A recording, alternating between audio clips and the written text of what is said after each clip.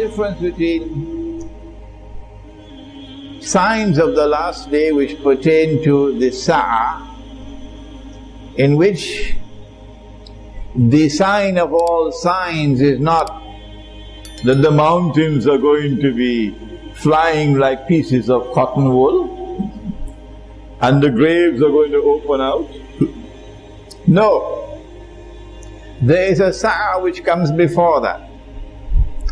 That is the end of the world.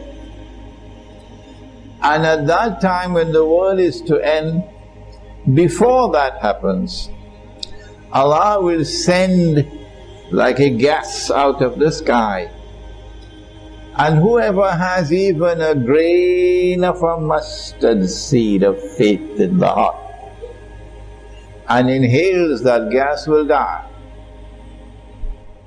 So the last hour will not come on anyone who says Allah, Allah, Allah with his heart. But if you see the Shaykh after the gas has come, and he's there with his big hat and he's giving very eloquent lectures on Suratul Kahf, we still alive? Implication? It's just words. It's just words.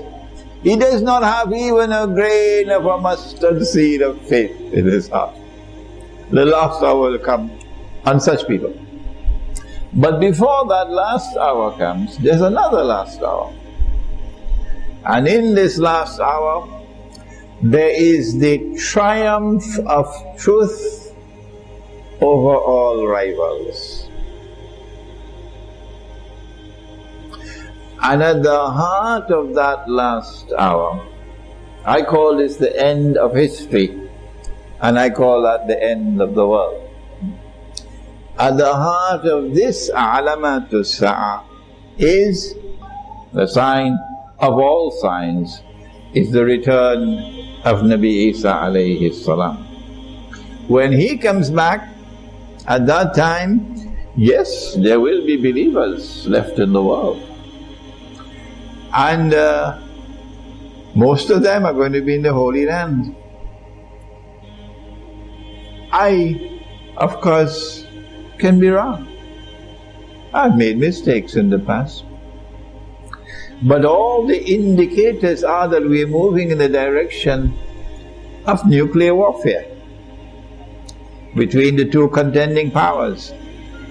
On one side is Russia and China, and on the other side is the Anglo-American-Israeli alliance. And if that nuclear war takes place, it's going to be in thousands of nuclear weapons. Every nuclear weapon that explodes produces a mushroom cloud.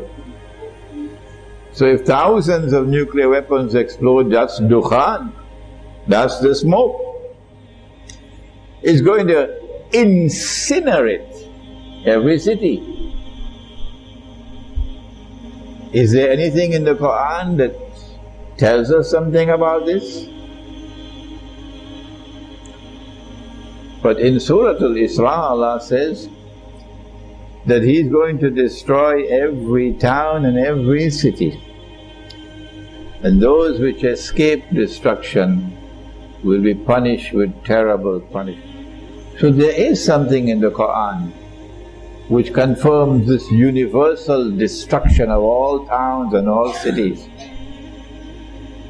And I think that the electronic waves with which you are able to use this thing called the cell phone and the wireless internet will also transmit that which will incinerate us. Incinerate means to burn you, to become ashes, when that nuclear warfare takes place.